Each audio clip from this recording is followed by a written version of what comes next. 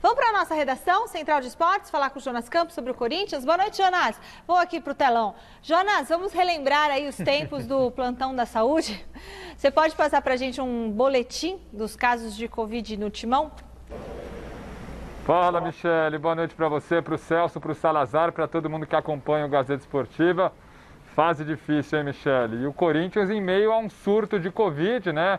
A gente já vem falando desde a semana passada. Agora mais 2 jogadores infectados, já isolados e ainda bem assintomáticos.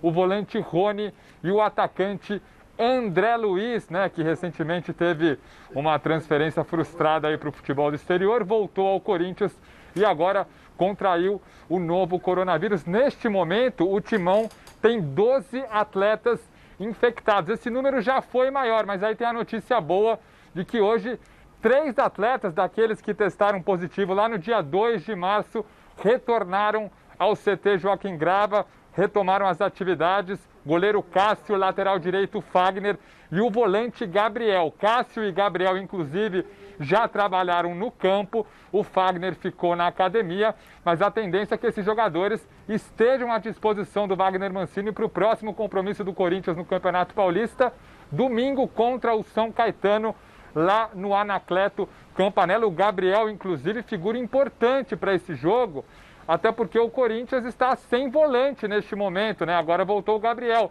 mas o Cantilho foi expulso contra a Ponte Preta, o Rony pegou Covid, então o Corinthians numa situação complicada para esse setor. A volta do Gabriel, caso tenha condições, muito importante para esse duelo de domingo contra o São Caetano. Michele, surto de Covid e o Timão focado aí nesse compromisso antes da paralisação, pelo menos é o que temos de informação até agora, do Campeonato Estadual. Valeu, Jonas Campos. Isso é mais um exemplo. Protocolo. São 12 atletas. Se o protocolo fosse infalível, e aí a gente só não tem casos de gravidade, não adianta, a gente testa sempre. Isso, o fato de você testar sempre não impediu. É igual você falou, só que mudando as palavras, teste não é vacina. Exato, protocolo não é vacina. E a gente não tem uma catástrofe no futebol, porque a gente está falando de atletas e a gente sabe, né, que na maioria das vezes, existem exceções também, a Covid acaba afetando mais pessoas que têm comorbidades, têm problemas de saúde e tudo mais. Só que essa nova cepa, e esse foi o argumento ontem do representante do Ministério Público que nós entrevistamos aqui, está acometendo pessoas mais novas, crianças. Então a gente não sabe o tamanho desse estrago. Então, por que o risco? Né? Por que o risco? Então eu acho que vale a pena a reflexão. Eu não estou dizendo aqui, não estou cravando, até porque eu não sou especialista em saúde. Nós tivemos o programa aqui, ouvimos especialistas e isso nos deixava muito bem informados. Então, quando você tem um número muito grande de pessoas ligadas à saúde, defendendo a paralisação do futebol... Ouve que entende. E outra coisa, nós temos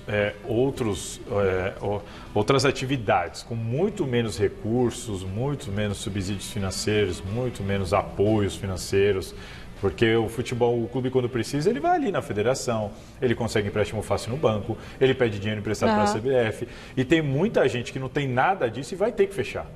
Vai ter que fechar. Né? O futebol tem toda essa facilidade, não é uma atividade essencial e está muito claro que o protocolo não evita os surtos de Covid. A gente teve um caso do massagista do Corinthians que foi hospitalizado e ficou em estado grave. Tem um jogador do Corinthians de 18 anos, que eu vou preservar o nome, que foi hospitalizado, mas já foi liberado.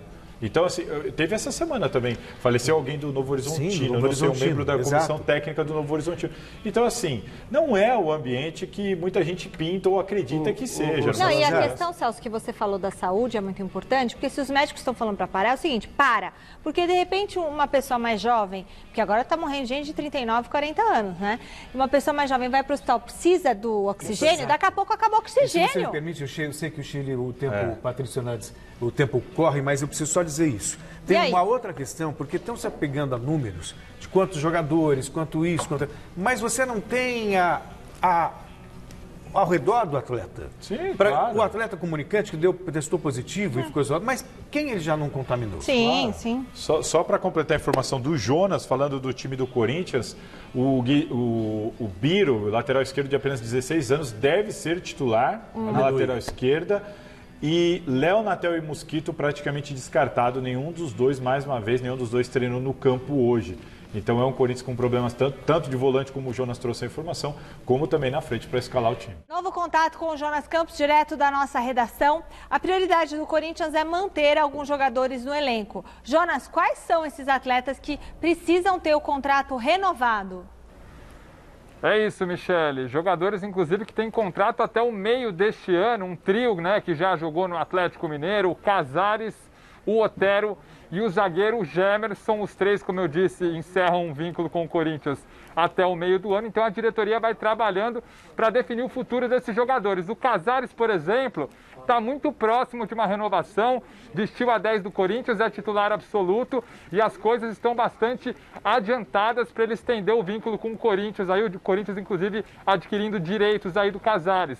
Zagueiro Gemerson, situação mais complicada por causa do salário e até do interesse de outros clubes. A concorrência, por exemplo, do Atlético Mineiro.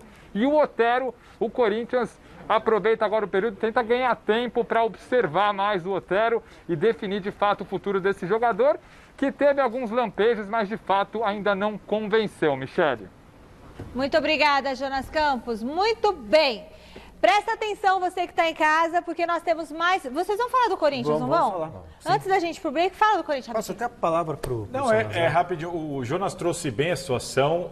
Casares, tudo certo. Gemerson não deve ficar. E o Otero, se não mostrar muita coisa diferente até junho, também não deve ficar. Uma coisa importante é...